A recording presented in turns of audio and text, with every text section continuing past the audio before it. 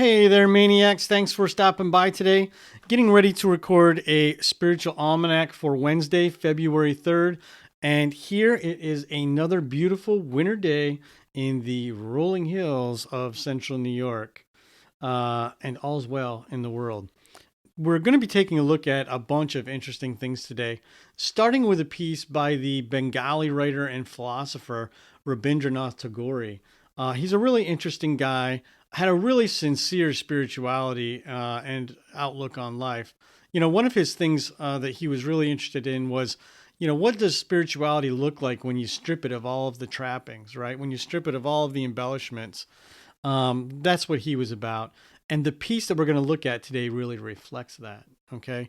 It's a poem that actually went viral in India last year based on some current events over there. And so I think you're going to want to hear that today. Okay.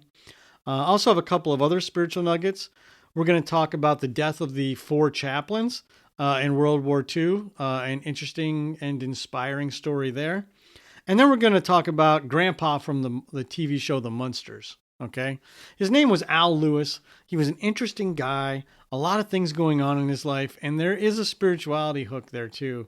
So if you don't know anything about Al Lewis, stick around. You're going to want to learn something today. All right.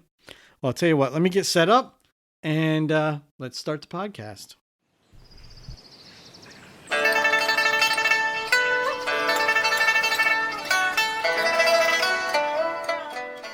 Welcome to a spiritual almanac. It's Wednesday, February 3rd, 2021.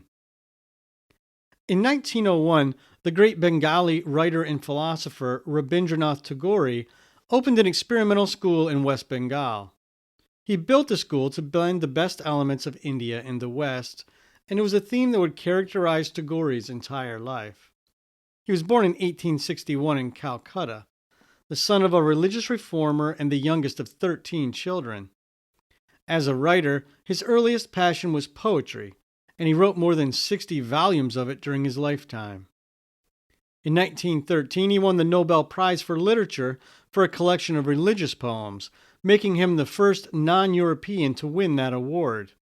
In a speech he gave on his 70th birthday, Tagore said, "I have, it is true, engaged myself in a series of activities, but the innermost me is not to be found in any of these. At the end of the journey, I'm able to see a little more clearly the orb of my life. And looking back, the only thing of which I feel certain is that I am a poet." Tagore is remembered as one of the greatest Indian creatives of the 20th century, but he was also a deeply spiritual writer. He opposed imperialism and advocated for Indian independence from Britain, and his writing reveals a passion for a spirituality that's stripped of trappings and embellishment. For today's inspiration, we're taking a look at a Tagore poem that went viral in 2020 when Indian officials announced plans to build an elaborate new temple on the same day the country recorded its largest single-day surge in COVID fatalities. It's a piece titled Temple of Gold. "Sire," announced the servant to the king, "the Saint Narottam never deigns to step into your royal temple. He is singing God's praise under the trees by the open road. The temple is empty of all worshippers. They flock round him like bees round the fragrant white lotus, leaving the golden jar of honey unheeded." The king, vexed at heart, went to the spot where Narottam sat on the grass. He asked him, "Father, why leave my temple of the golden dome and sit on the dust outside to preach God's love?" "Because God is not there in your temple," said Narottam. The king frowned and said, "Do you know 20 millions of gold have been spent on that marvel of art? And the temple was duly consecrated to God with costly rites." "Yes, I know," answered Narottam.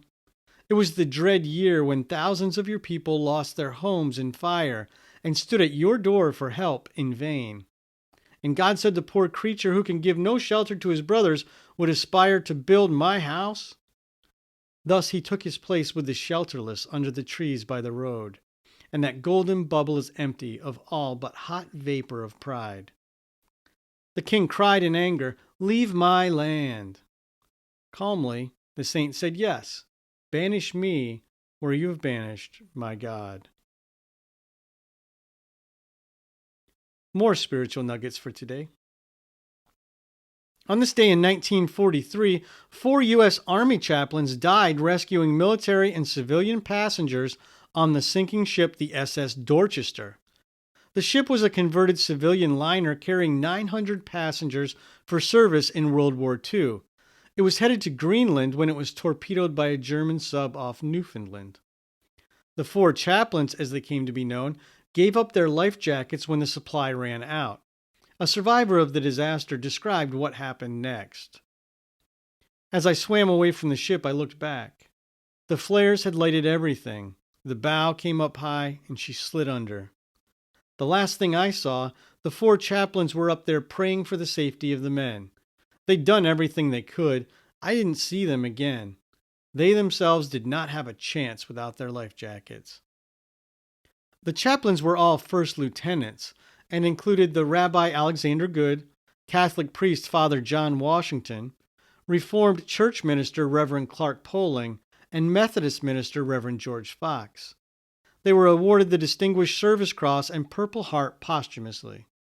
They were also nominated for the Medal of Honor, but didn't qualify because they hadn't technically engaged in combat. So Congress created a new medal for them, one that carried the same significance and importance as the Medal of Honor. Today also marks the death of Al Lewis, better known as Grandpa on the TV series The Munsters in 2006. Lewis was born Abraham Meister in 1923 in Manhattan. He was the son of Jewish immigrants and he was raised by his mother, who worked in the garment industry. Lewis recalled his mother in a 1998 interview. "My mother was a worker, worked in the garment trades. She was an indomitable spirit. My grandfather had no sons. He had 6 daughters. They lived in Poland or Russia. Every 5 years it would change. My mother being the oldest daughter, they saved their money, and when she was about 16, they sent her to the United States not knowing a word of English. She went to work in the garment center, worked her back and rear end off, and brought over to the United States her 5 sisters and 2 parents. I remember going on picket lines with my mother. My mother wouldn't back down to anyone." In addition to an acting career that spanned more than 40 years, Lewis was a progressive activist and politician. In 1998, he ran for governor of New York as the Green Party candidate. He wanted to be listed on the ballot as Grandpa Al Lewis because he argued that's the name the public knew him by. The Board of Elections and courts didn't agree, and although he lost the election, he managed to earn enough votes to secure the Green Party an automatic ballot line for the next 4 years. Although Lewis was Jewish by birth, his spirituality remained somewhat of a mystery.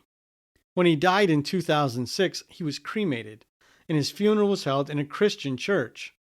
His ashes were reportedly placed in his favorite cigar box. And there you have it. That's today's Spiritual Almanac.